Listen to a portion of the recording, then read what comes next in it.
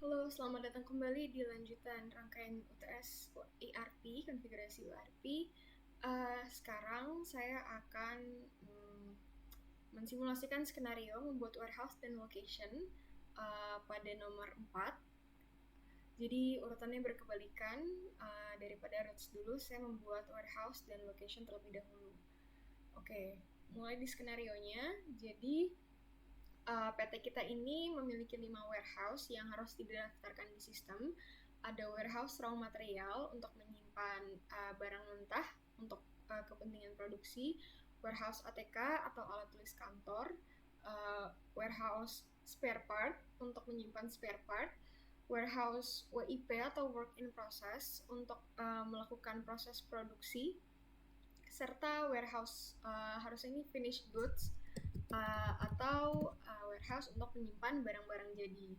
Nah, untuk layout dari warehouse-nya ini, jadi untuk warehouse raw material di dalamnya itu ada location yang yang sesuai dengan bahan-bahan yang dibutuhkan di pembuatan mobil Lego tipe rendah. Jadi ada location untuk tire, frame, body, dan cabin. Lalu nanti ada workhouse WIP yang di dalamnya itu ada location untuk work center 1 atau gudang yang menyimpan barang yang digunakan untuk pekerjaan di work center 1.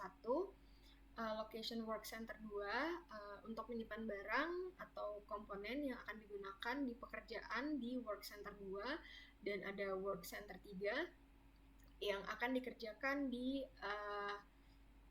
yang akan menjadi tempat penyimpanan komponen untuk mengerjakan pekerjaan di work center 3. Lalu nanti hasil dari work center 3 ini akan disimpan barangnya di warehouse finished good. Jadi untuk location mobil Lego tipe rendah akan disimpan di location Lego rendah. Untuk warehouse OTK-nya sendiri itu ada location alat tulis, dan warehouse spare part-nya ada location frame tire dan body. Nah, untuk selanjutnya kita akan langsung ke langkah simulasinya.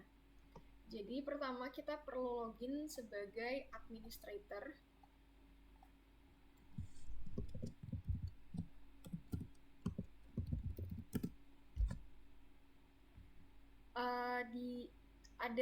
Di bagian settings inventory itu ada yang perlu kita aktifkan terlebih dahulu, yaitu storage location, ada di bagian warehouse.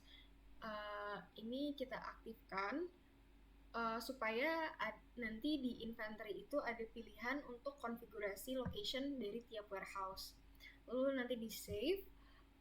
Terus sekarang kita akan login sebagai warehouse staff, yaitu warehouse@gmail.com. Nah, di sini saya akan membuat warehouse. Sebentar. Apps. Nah, di inventory kita bisa pergi ke products. Kita bisa pergi ke configuration, ke warehouse. Nah, di sini saya juga sebelumnya sudah membuat warehouse menggunakan akun warehouse staff.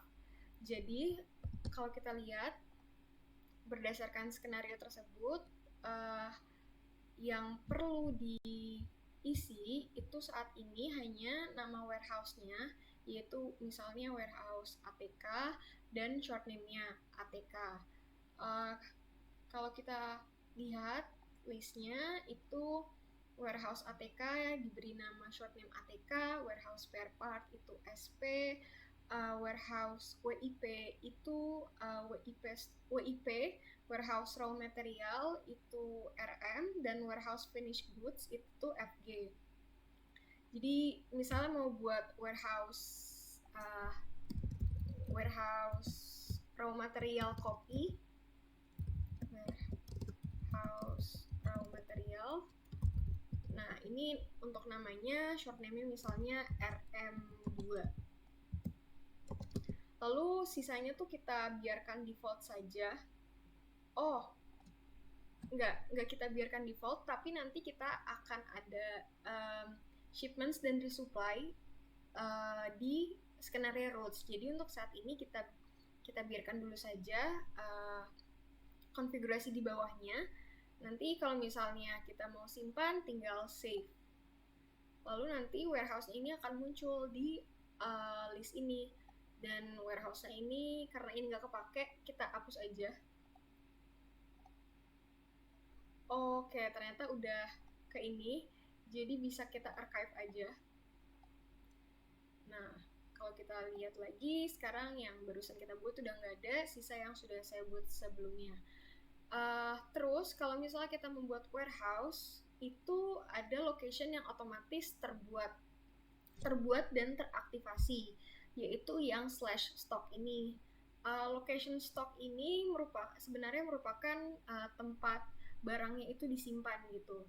Nah, untuk itu kita selanjutnya akan membuat location sesuai skenario kita yang saya jelaskan sebelumnya. Saya juga sudah membuat stok lokasinya, jadi saya jelaskan saja. Ini saya buat juga menggunakan akun warehouse staff. Jadi misalnya dari warehouse raw material terlebih dahulu, itu ada untuk tiap locationnya, saya buatkan location dengan parent locationnya itu RM stock. Karena di sini asumsinya adalah bahwa location yang ada di sini itu kan merupakan lokasi fisik yang menjadi tempat penyimpanan. Jadi parent location-nya saya jadikan RM stock. Terus location type-nya saya buat default sebagai internal location karena di sini asumsinya semua lokasinya itu berbentuk fisik. Lalu ada cabin, parent location-nya tetap RM stock. Lalu ini lokasi untuk frame dan ini lokasi untuk tire. Selanjutnya untuk work center, untuk lokasi work center 1, 2, 3 di warehouse WIP. Nah, ini defaultnya itu ada lokasi name-nya stock dari parent location WIP. Terus saya buat work center 1, parent location-nya ini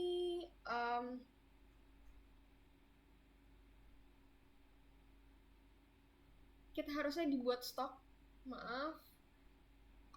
WIP stock. Terus kita save. Selanjutnya work center 2 kita buat WIP stock juga.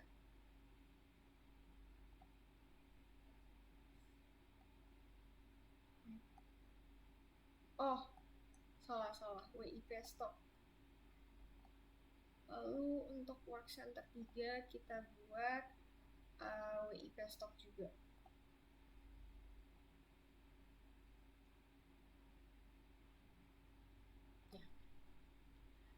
Terus dari WIP itu kita punya warehouse finished goods. Itu FG. FG itu ada stok Lego rendah dengan parent location FG stock dan location name Lego tinggi. Location type-nya juga internal location. Lalu ada warehouse ATK.